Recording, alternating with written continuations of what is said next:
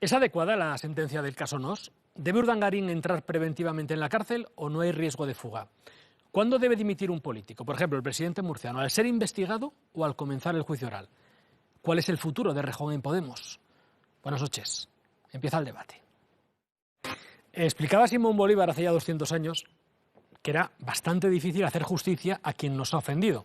Los sentimientos nublan la razón. Caso Nos. La sentencia de Urdangarín y Cristina de Borbón ha indignado a una parte de la sociedad. Pedían una condena ejemplar. ¿Una condena ejemplar es hacer justicia? ¿Somos o no somos todos iguales ante la ley? Ni en frío, dejando a un lado las ideologías, se ponen nuestros políticos de acuerdo sobre algunas cuestiones básicas. ¿Debe dimitir un político por el hecho de ser investigado o hay que esperar al juicio oral? ¿Cuál es el límite entre la tolerancia cero con la corrupción y la abolición de la presunción de inocencia? Esta noche responden a estas preguntas y a más en este espacio de servicio público Eloy Suárez, portavoz del Partido Popular en la Comisión Mixta del Tribunal de Cuentas, Juan Luis Soto, senador del Partido Socialista por Murcia, Antón Gómez Reino, diputado de Unidos Podemos, Susana Solís, diputada de Ciudadanos en la Asamblea de Madrid, miembro de la Ejecutiva, Jorge Bustos, columnista del diario El Mundo, y Elsa García de Blas, periodista del País. Buenas noches a los 6. Hola. Buenas noches. Bueno, el protagonista de las próximas horas va a volver a ser este hombre. La justicia va a decidir si tiene que ingresar en prisión o no. Iñaki Urdangarín ha sido condenado a 6 años y 3 meses de prisión por prevaricación, fraude a la administración, tráfico de influencias y delitos contra la hacienda pública dentro del caso Nos. La decisión que tomen las 3 magistradas que juzgaron el caso va a ser histórica, sea la que sea. Ustedes pueden contribuir esta noche al debate en las redes sociales, como pueden ver en la parte superior izquierda de sus pantallas, etiqueta almohadilla el DBT. ¿Debe ingresar Urdangarín en la cárcel? Susana, ¿debe ingresar Urdangarín en la cárcel, yendo al asunto? Pues lo que hemos dicho aquí todos, ¿no? Nosotros respetamos las decisiones judiciales, veremos lo que dice el juez mañana y evidentemente esperamos que, como ha sido hasta ahora, pues no prevalezca el apellido para que haya justicia en este país. Creo que ha sido un buen ejemplo de que la justicia funciona, de que es igual para todos y esperamos que la decisión del juez mañana vaya en este sentido. Evidentemente, creo que lo que hay que evitar es que se vuelvan a producir casos de corrupción como estos en España y que no se tarde 10 años en instruir un caso, porque esto es lo que necesitamos para que la justicia sea justicia.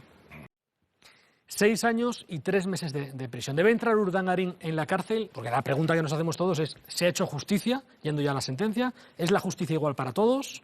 Los partidos se han puesto todos de acuerdo en prohibir el indulto por penas de corrupción. Sí, yo creo que lo hablaba antes Antón.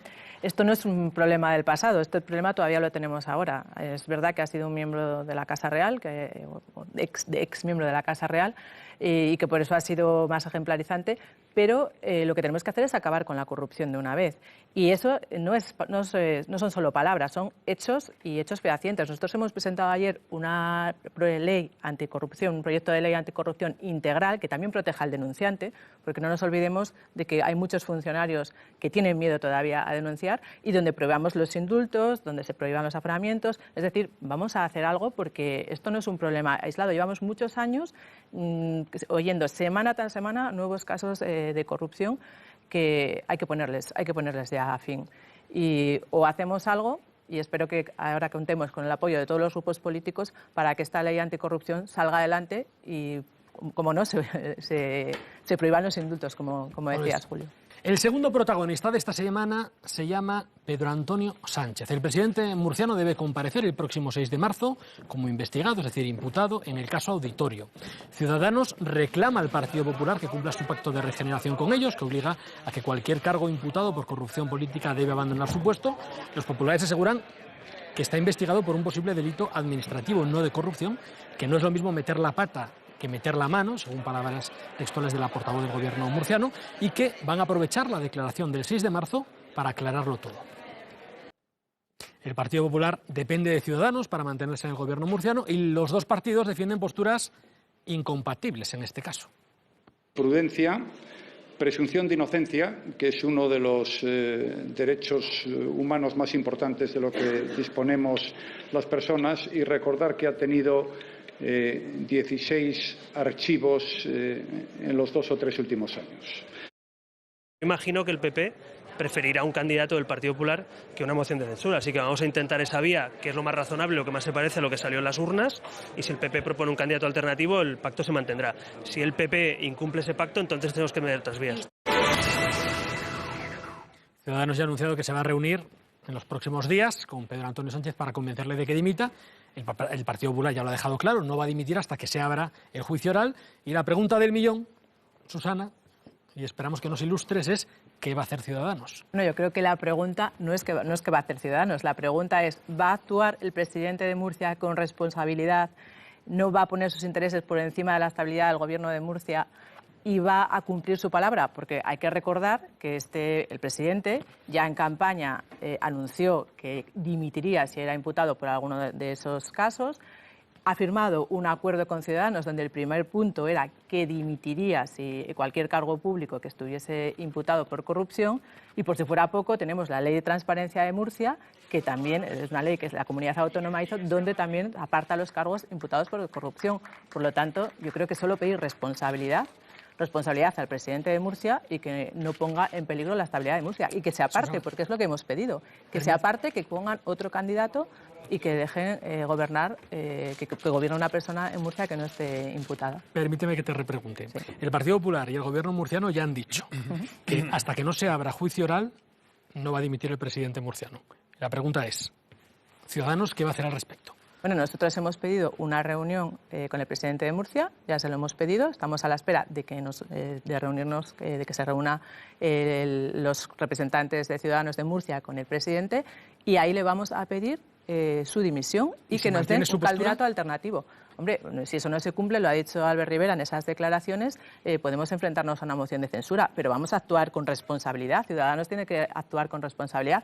Vamos a darle primero la oportunidad de que nos den un candidato alternativo, que creo que esto es lo que tiene que hacer el presidente de Murcia y también el presidente del Gobierno, porque también ha firmado con Ciudadanos un acuerdo de investidura donde estaba claro, era uno de los 6 puntos para sentarnos a negociar el acuerdo de investidura.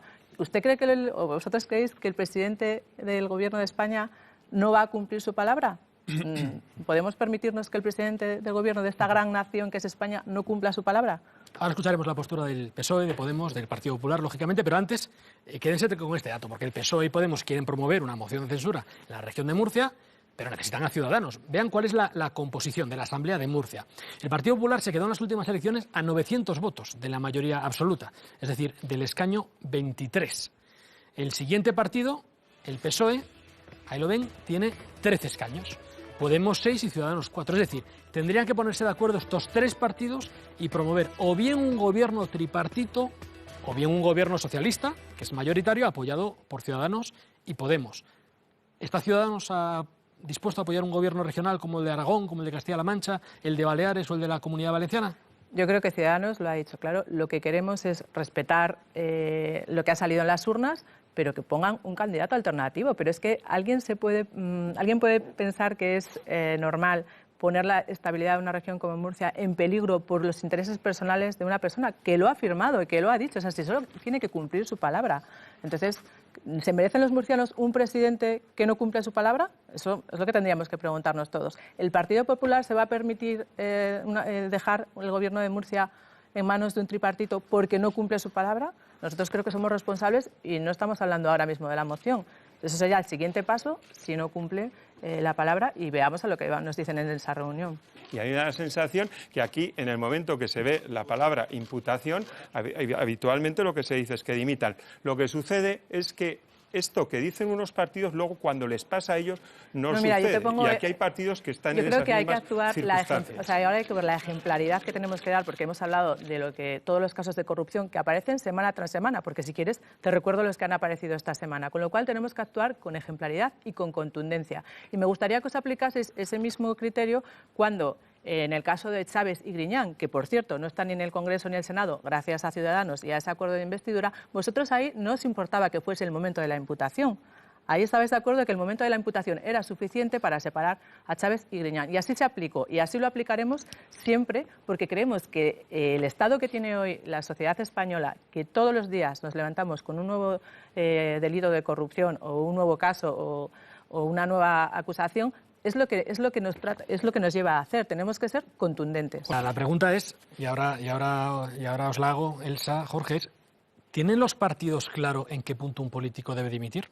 Vean, por ejemplo, el Pacto de Ciudadanos con el Partido Popular en Murcia habla del momento en el que se ha imputado por corrupción política. El acuerdo de esos dos partidos para la investidura de Rajoy añade la palabra formalmente, imputado formalmente. El punto es cuando esté imputado formalmente o encausado por corrupción.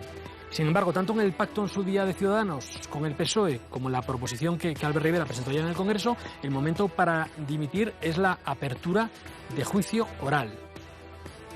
Es decir, ¿debe dimitir un político por el hecho de ser investigado, que es una opción? ¿Hay que esperar a que se le abra juicio oral, que es otra? ¿Cuál es el límite entre la tolerancia cero con la corrupción y la abolición de la presunción de inocencia? Es un debate casi filosófico, ¿no? Sí. Pero estaría bien que los partidos se pusiesen de acuerdo en cuál es el punto en el que debe dimitir un político. Yo creo que el que se está jugando algo aquí es el PP, con el Partido Popular, con el Gobierno de Murcia. El que se lo está poniendo en juego es él. Bueno, también vuestra capacidad de presionar. Bueno, pero nuestra capacidad de presionar con la corrupción yo creo que ha sido muy clara. Ayer presentamos en el Congreso, después de 40 años, una ley integral contra la corrupción y de defensa del denunciante, y yo creo que ahí hemos sido claros. Cuando... Pero ahí habláis de juicio oral. Bueno, ahí hablamos de juicio oral y déjame explicarte esto, porque en esta ley que buscamos el consenso de todos los grupos políticos. Hasta ahora no hay nada. Ahora lo que hay, efectivamente... No hay nada, solo hay 70 medidas que se aprobaron en la legislatura pero ahora tenemos anterior. un presidente... Perdóname, deja acabar. 70. Ahora tenemos un presidente imputado por corrupción y si no hay un acuerdo por Ciudadanos, aquí no pasa nada. Con lo cual no hay nada. Lo que decimos es, vamos a intentar encontrar el consenso político de todas las fuerzas para sacar esta ley adelante, que en 40 años de gobierno del Partido Popular y del PSOE no ha habido. Con lo cual, ¿tenemos que ser más exigentes cuando hacemos un acuerdo de investidura para investir a un presidente? Pues sí, porque ya lo decíamos, ¿tenemos que subir el listón? Pues claro que lo tenemos que subir, porque la sociedad nos lo está demandando. Cuando tengamos una ley, ahí podremos actuar con la ley encima de la mesa. Mientras no tengamos la ley, hay que subir el listón, claro. Me gustaría hacer con los partidos 2 rondas rápidas, 2 opiniones concretas, turnos concisos. La primera es, ¿en qué punto debe dimitir un político? ¿En la apertura del juicio oral o cuando sea investigado o imputado? ¿Imputación o investigación o juicio oral? En Murcia, cumplir la ley como en todos los sitios y cuando hay un acuerdo, cumplir el acuerdo que es, hemos dicho, imputación. A partir de mañana, que debatamos esa propuesta de ley en el Congreso, pues buscar el consenso de todos los grupos políticos. Pero hasta ahora, cumplir la ley, cumplir el acuerdo. Los telespectadores están viendo perfectamente las respuestas. Están diciendo, bueno, vale, me voy a dormir igual que como empezó el programa. 80 denuncias en Murcia que han quedado archivadas. Bueno, si se hubiera aplicado el principio, se hubiera aplicado son 16, el principio que se está según su diciendo presidente aquí, son 16, 80 en los últimos 10 y años. el presidente del gobierno 16. Hubieran presentado la dimisión 80 personas que en estos momentos no estarían en política. Archivadas 80. ¿Y cuántas personas están encausadas por corrupción política? ¿En ¿Se nos Murcia? olvida? No, en general, en España, durante todos Estamos estos hablando años. de Murcia, ¿no? Yo estaba contestando fundamentalmente al planteamiento. La pregunta era en general. Nos queda el otro apartado de este caso, que es que el fiscal general del Estado, José Manuel Maza, va a comparecer el próximo miércoles en el Congreso para explicar si ha habido presiones políticas para no imputar al presidente de Murcia en el caso Púnica. En el Senado lo va a hacer el ministro de Justicia, Rafael Catalá, el que dé explicaciones. Hoy le han preguntado sobre esas supuestas presiones al titular de Justicia en la sesión de control al Gobierno. Ronda rápida. ¿Se puede presionar a la Fiscalía? ¿Ha habido presiones a la Fiscalía? Susana. Bueno, de forma rápida, si tuviésemos una justicia despolitizada, estaríamos haciéndonos esta pregunta, con lo cual yo creo que la respuesta es clara. Hay que despolitizar la justicia y, evidentemente, no tendríamos ninguna presión sobre los fiscales. Bueno, este miércoles tenemos una noticia, y es que los políticos se han puesto de acuerdo. El Pleno del Congreso ha aprobado hoy por unanimidad la creación de una comisión de investigación que analice el origen de la crisis financiera desde 2000, la burbuja inmobiliaria y la gestión y control del rescate a las entidades financieras. También va a recomendar medidas para garantizar la máxima transparencia en la gestión de cajas que han recibido ayudas del Estado, como Bankia. La comisión, que había sido pedida por el PSOE, por Unidos Podemos, Esquerra y el Grupo Mixto, debe tener un informe en el plazo de 6 meses. Ahora, nosotros ya podemos anticipar alguna respuesta. Por ejemplo, ¿qué es lo que debemos hacer para evitar nuevos casos como este? Bueno, pues yo creo que hablando de despolitización, evidentemente, despolitizar los órganos reguladores, el Banco de España, que es el supervisor, la Comisión Nacional del Mercado de Valores, la Comisión Nacional del Mercado de la Competencia, dejar que al mando de estos organismos estén personas con criterios técnicos, con currículum y que al final no estén obedeciendo a políticos. Eso sería lo primero. Y luego, por supuesto, tenemos que esto también tiene que haber responsabilidades políticas. Hay que explicar en esa comisión, en el Congreso de los Diputados, a todos los españoles por qué ha pasado esto, por qué esta nefasta gestión con las cajas de ahorro, que nos ha costado 60.000 millones de euros a todos los españoles, y desde luego que no vuelva a ocurrir.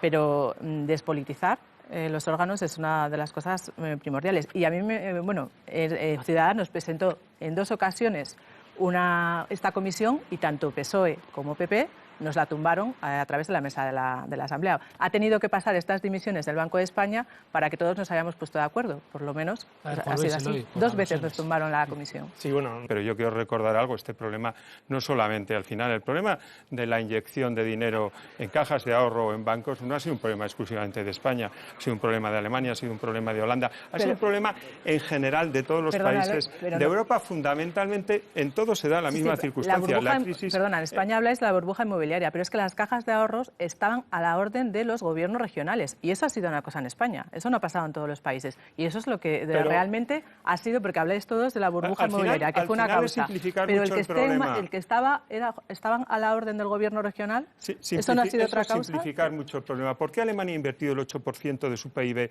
en recapitalizar la banca? Holanda, Luxemburgo, mucho más dinero que España, porque evidentemente este ha sido un problema de carácter global. ¿Que se han hecho cosas mal? Claro que se han hecho cosas mal y ha sido a raíz de la llegada del Partido Popular en cuanto instamos a la Fiscalía y hoy están sentados en el banquillo unas cuantas personas que tuvieron responsabilidad en su momento. Entre ellos un exministro vuestro. Entre ellos Rodrigo Rato. Pero al final, ¿actuamos o no actuamos? Cuando se limitan los sueldos de los de determinados cargos directivos en los bancos, en definitiva, ha habido una actuación de responsabilidad. Porque yo aquí lo que quiero preguntar es lo siguiente. ¿Qué hacía el Gobierno? ¿Dejaba caer todas las instituciones financieras que tenían cientos de miles de millones de los ahorradores que los perdían? ¿O actuaba con responsabilidad en un momento que no había crédito y por lo tanto no había empleo y por lo tanto España tenía un problema y no inyectaba ese dinero? Yo creo que al final, cuando pase el tiempo, porque te voy a decir algo más, no son 60.000 millones, porque de esos 60.000 millones hay que saber que 18.000 los han puesto los propios bancos, con lo cual no se puede afirmar 60.000 millones han puesto los españoles. Igual es más. No, 42.000 en estos momentos. ¿Están politizados las cajas y los organismos reguladores? ¿Están, no lo están? ¿Ese es el problema? ¿Ese no es el problema? Susana, eres la que menos tiempo tienes, te quedan 2 minutos 14. Efectivamente, hay que dar explicaciones en el Congreso a todos los españoles, pero lo que realmente es una solución es el acuerdo que tenemos ya, por cierto, con el Partido Popular para despolitizar los órganos reguladores. Ese acuerdo ya está encima de la mesa y espero que tengamos el consenso de todos los grupos políticos, porque esa es la única solución. Si no, efectivamente, de una comisión de investigación no va a salir nada. ¿Tenemos el consenso de todos los grupos políticos? Os veo a los 4 partidos motivados en esto. Bueno, la otra protagonista de la semana es Irene Montero. Esta joven de menos de 30 años se ha convertido en la nueva portavoz parlamentaria de Unidos Podemos. Ya se sienta en el escaño que hasta ahora ocupaba Íñigo Errejón. Este retrocede una fila, como la mayoría de sus partidarios. Algunos, como Tania Sánchez o Juan Pedro Illanes, han sido movidos a las últimas filas, al gallinero. ¿Qué conclusiones sacamos de los cambios en Podemos? Bueno, tienes poco tiempo, pero te diré que Íñigo Errejón va a compartir la Asamblea de Madrid. Sí, bueno, yo creo que aquí si repites ha funcionado el dedazo de la vieja política y luego los disidentes se van a la Comunidad de Madrid. Yo creo que, bueno, es un poco para los madrileños pues casi una ofensa que nos traten como de segundo plato. Efectivamente, creo que no nos merecemos esto y que la Comunidad de Madrid es un orgullo estar ahí. No es el castigo de los que han de la purga, ¿no? De los disidentes de Podemos. ¿Toma un segundo plato la Comunidad de Madrid? Bueno, Pablo Iglesias ha aprovechado esta nueva etapa, ya sin Errejón, de segundo, para crear una especie de gobierno a la sombra, en el que rehabilita a algunas personas clave en estos primeros años de Podemos, como la hasta ahora número 3, Carolina Vescansa, que renunció a elegir entre un bando y otro, Nacho Álvarez, responsable de Economía, que se plantó también como Vescansa, el exjefe del Estado Mayor, Julio Rodríguez, que fracasó 2 veces en 2 provincias diferentes en su intento de llegar al Congreso, o Juan Carlos Monedero, que había abandonado la primera línea al conocerse que cobró 425.000 euros por asesorar al régimen venezolano de Chávez y había dimitido como número 3 después de acusar a Podemos de parecerse cada vez más al Partido Popular y al Partido Socialista. Es una especie de comité de sabios, Elsa, en el que se rehabilitan un poco a los fundadores de los que hablaba él hoy, que ahora no están en el primer nivel ejecutivo, ¿no? Una coalición de izquierdas, con un partido fuerte de izquierdas, es decir, con Podemos, aunque no se cite textualmente, un sector del partido la acusa de haberse podemizado.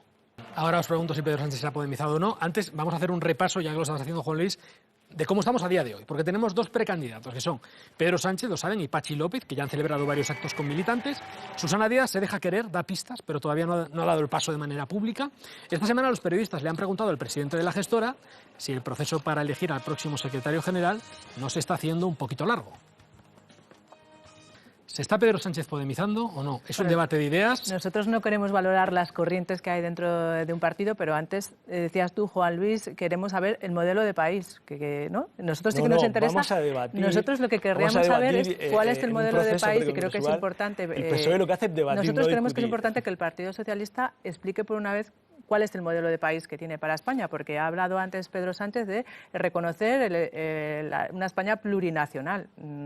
¿Cuál es el modelo de país que quiere el Partido Socialista? Eso yo creo que es lo importante, porque necesitamos a los partidos constitucionalistas para poder llegar a reformas y acuerdos en España. Y a nosotros sí nos preocupa la deriva que pueda tener el Partido Socialista, y eso es lo que nos gustaría que los pusieseis, porque no lo tenemos claro. Bueno, gracias a todos. Veo que habéis respetado bastante bien los tiempos.